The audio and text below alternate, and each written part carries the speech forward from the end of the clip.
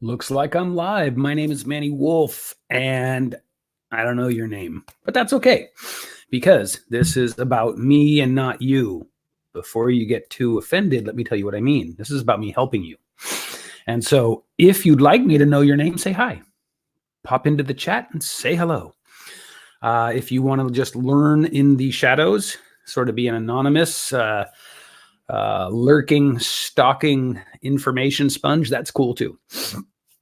But I want to talk to you and tell you and share with you and educate you and help you with why your offers don't work. Why don't your offers work? Come on, man. There are a few things here, a few things that are fairly predictable and consistent across the board. Now, before we get into that, let's talk a little bit about the funny psychology of offers. So when we talk about offers, we're talking about the first part of selling, basically, right? Marketing brings people to you. The offer starts the sales conversation, hopefully. Now, it's very possible and very likely that in your case, the offer is not starting the sales conversation for you. And there are a few reasons why that might be. One, your offer is not relevant to the people you're making it to. So let's break this down. Your offer is not relevant to the people you're making it to. Hey, Kevin, good to see you, brother. We've got a couple of things we can do about that. We can learn how to make the offer relevant, or we can change the people, right? Now, this goes whether you're organic or running ads or both. You've got to get the offer in front of the right people.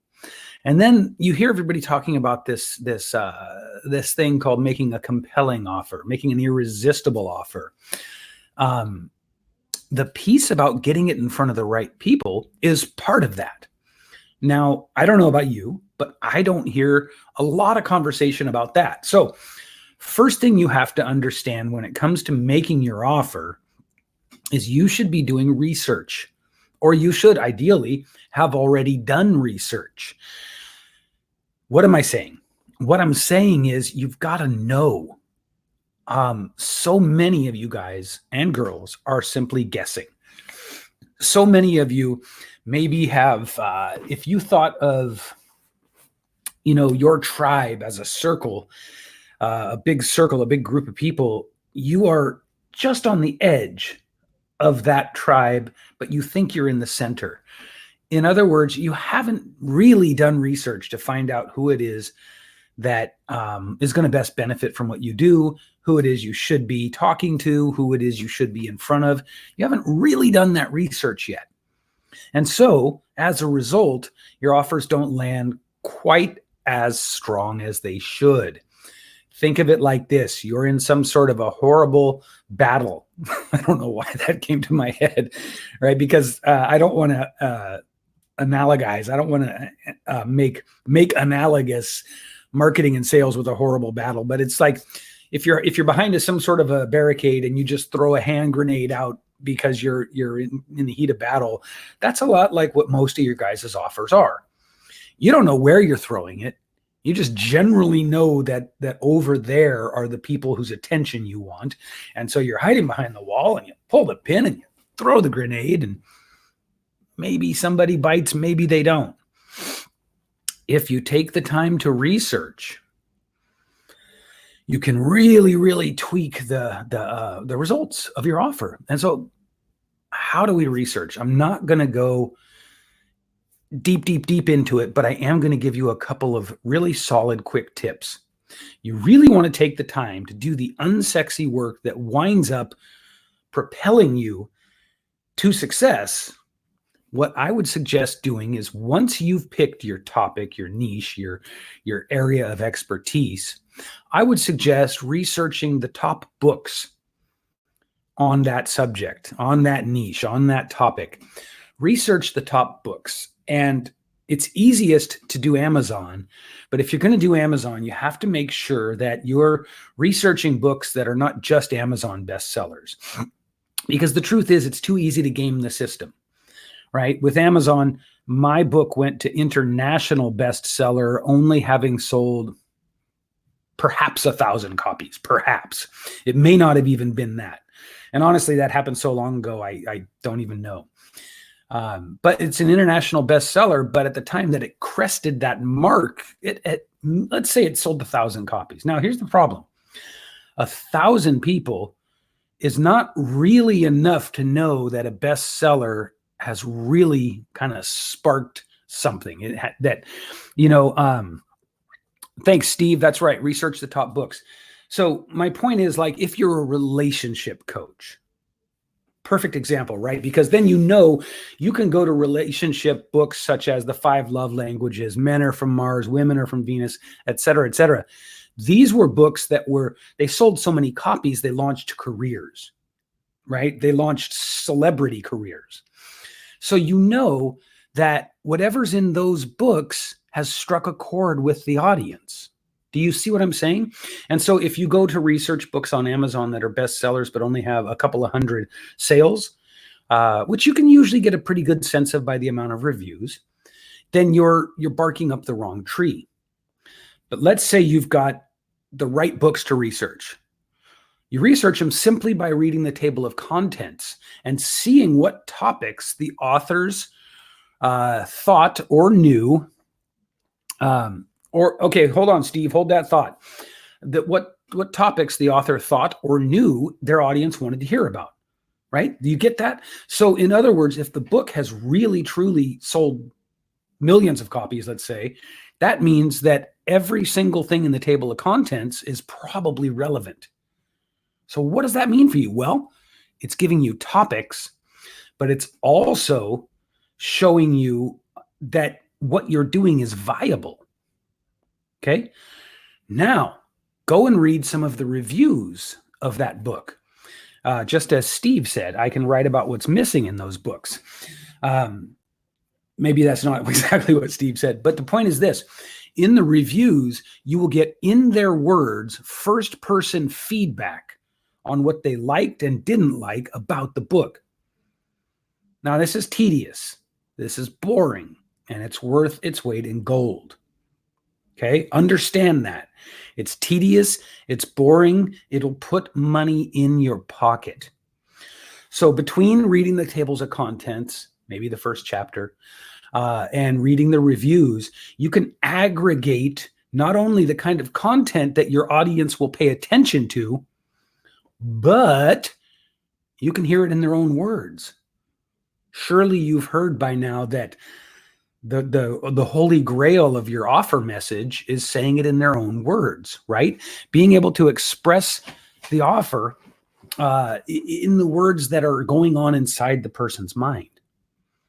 So that actually leads us to the next part about why your offer stinks like a dead fish on Monday. You caught the fish on Friday. It's still in the trash on Monday, and it stinks to high heaven. That's your offer right now.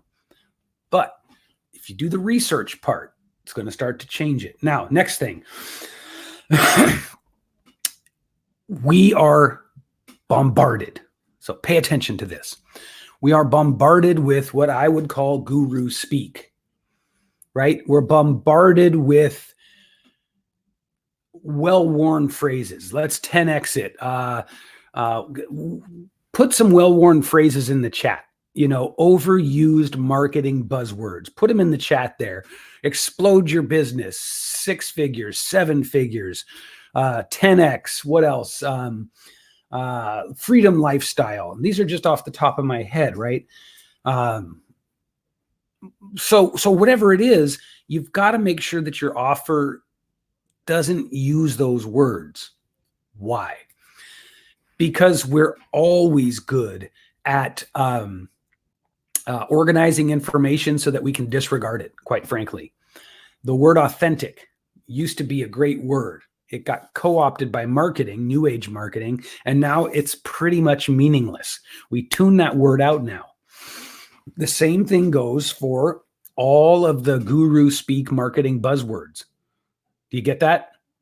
I hope you get that, because this is going to be, again, tedious, slow, boring work that will put money in your pocket. So, what have we covered so far? We have covered researching the words and the needs of your target audience, right? You don't have to do, for instance, an in-depth client avatar. If you know I'm in the blank space and you go research the top books in that space, you can already tell if there's a market or not. Then you have to find the market. Let's get to that in a second. The next thing I talked about was making sure that you're not using guru speak. You're not speaking in the same worn out phraseology that everyone is speaking in. Now, you know what I'm talking about. All you have to do is scroll through Facebook and it's just worn out phrase after worn out phrase after worn out phrase. You have to take the time to figure out how to say these things in your own words, or better yet, the words that you have pulled from the reviews of the top selling books. Got it? Now, what was the third thing? The third thing was having a little bit of a forgetful moment. Pure BS, says Kev. That's right, Kevin. It is pure BS. So some of the reasons that your offer is so flat. Hold on. I know what I'll do. I will actually go and look at my own live stream on Facebook. I love this so much. And then I can read what I promised to teach you. Yes. So most offers are some combination of boring, not relevant to the people you're putting them in front of. That's what it was. It was finding the right people. So now, where do we find the right people? Well, if you really hit a home run, the very books that you research will have Facebook groups, right? And that's a no-brainer. That's a gimme right there. So let's say they don't, though. Let's back up a second. If they do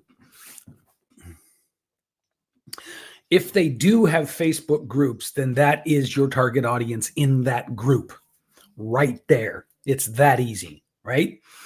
If they don't, then you can search Facebook for keywords such as the title of the book. Let's say that you're a productivity expert and you want your audience to be people who have read the 4-Hour Work Week. First thing you do is search Facebook in the search bar for 4-Hour Work Week. Second would be to search groups for 4-Hour Work Week. See what comes up. You're going to start finding your audience that way. Do you see what we've done here? Do you see what we're doing? We have taken your bland offer and we've given you a way to find out if it's relevant. We've given you a way to put it into your own words. I say we, I mean me. To put it into your own words. And now I've given you the way to find the actual audience. Old school Google forums, says Kevin Long. Yes, I didn't even think of that, right? Old school Google forums, killer. Probably Reddit as well, right? Kevin, would you say Reddit would work? So now we've got how you can find out what's relevant to your audience, how you can find your audience, and how you can put your offer into words that they're going to not ignore. Next thing, you've got to make sure that what your offer is meaningful to them. More research. In this case, you want to ask them, but do not, for the love of all that is holy, ever in your life, say, what's your number one struggle with blank? Don't you ever say that. And if you do, don't let me see you around the way again, because I'm going to have to smack you. Understand? So don't ever be the guy or girl who goes into a group and says, what's your biggest struggle with blank? Because we know that what's your biggest struggle with blank means I'm going to pitch you something in your messenger. We know what that means, right? Don't do it. Put more thought into it. Be more creative. Yesterday itself, I put a post into a group. I wanted to see who knew and who didn't know about building an audience, a warm audience for pennies on the conventional Facebook advertising dollar. You know what that means? So in other words, I wanted to show people that I know how to build your warm audience for you without spending the thousands up front that testing audiences through ad spend on Facebook can cost you. Now, if I was a schmuck, I would have gone in there and said, what's your biggest challenge with building warm audiences? The problem is I'm not a schmuck. And everybody in that group is going to look at that and they're going to go, that guy's a schmuck for asking that question. So I didn't want that response. So what I did was I went in and I broke down in a longer post exactly how to do the inexpensive audience building, right? I just showed how to do it. And everyone who liked it and everyone who commented on it and everyone who got into conversations on it, boom, those are the people. Do you see that? So let's recap what we've covered here. I've shown you how to make sure your offer is relevant. I've shown you how to find the audience, because remember, relevancy in your offer is two things. It's the offer itself and the audience. There's got to be what's called a market message match. Market message match. If I go to a bunch of NASCAR people and I start talking about patchouli oil and connecting your chakras, if I don't get beat up and run out of town, I'm going to at least get ignored. Make sense?